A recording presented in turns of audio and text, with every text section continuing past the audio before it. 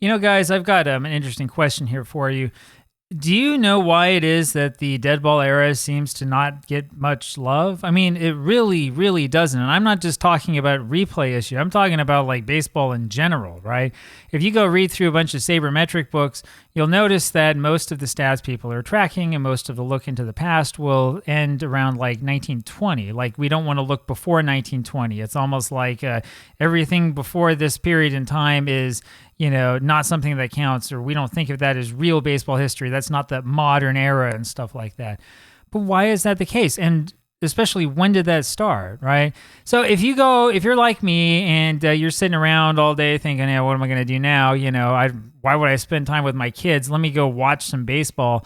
You start watching games from like the mid 80s, you'll notice that when people would talk about records, it was always records going back to 1901. Well, that makes sense, right? Because that's when the American League was became a major league, right? Remember, 1900 Major League, American League probably also should be a major league, but whatever. But the big question that I have is, like, what happened to everything between like 1901 and 1919, right? Does anybody talk about this era anymore? People will talk about the Black Sox, but everything else seems to be like completely lost. I mean, you even see this when you go onto message boards and look at the replay projects that people do. It's rare. You do see it a little bit. It's rare overall, though, to see people who will do any project with any season from the Deadball era, right? What is it? Is it a fear of too much pitching? Is it a fear of too many errors and the defense is going wild and we're going to hate this, right? Is it this belief that the game was like substantially different back in that era? Is it a belief that, the game was just completely foreign to us in that era? It's a real question. It's a real issue, I think, that we have. Look, I can tell you now that I'm probably, maybe a fourth of the way through this 1908 replay, I can assure you that at least 1908, which is the most foreign of the Deadball era seasons, is not really foreign at all. It's not.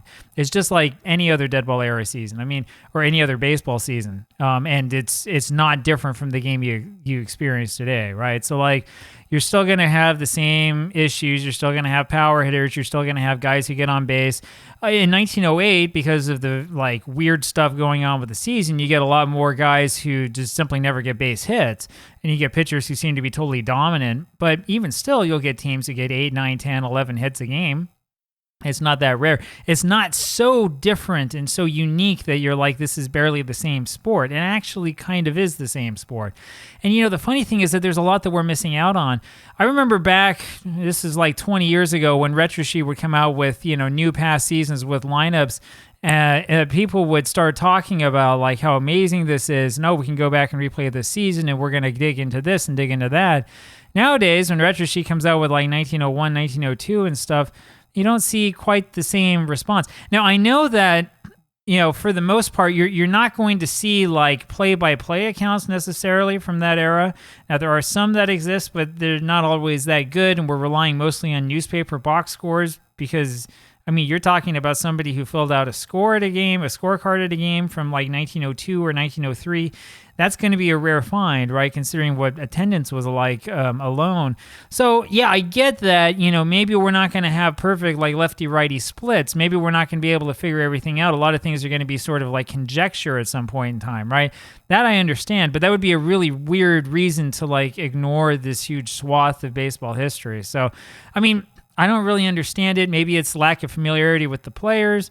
But then again, Honus Wagner, everybody knows about the Honus Wagner card, right? You can go ask anybody these days. They're still going to know who Ty Cobb is. There was a period of time where everybody knew who Shoeless Joe Jackson was. I'm not sure if that's still the case, right? And, players like Christy Mathewson, you know who Christy Mathewson is, right?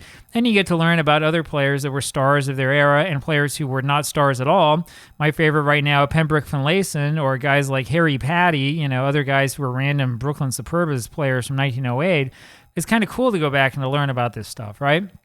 But more people don't do it, right? We seem to be a little bit more at home with seasons that we remember. And maybe that's the answer to the question. I don't know. Just interested to know what you guys think, right? Why is there this lack of love for the Deadball era season? And is it a good thing or is it a bad thing? Talk to you later. Bye.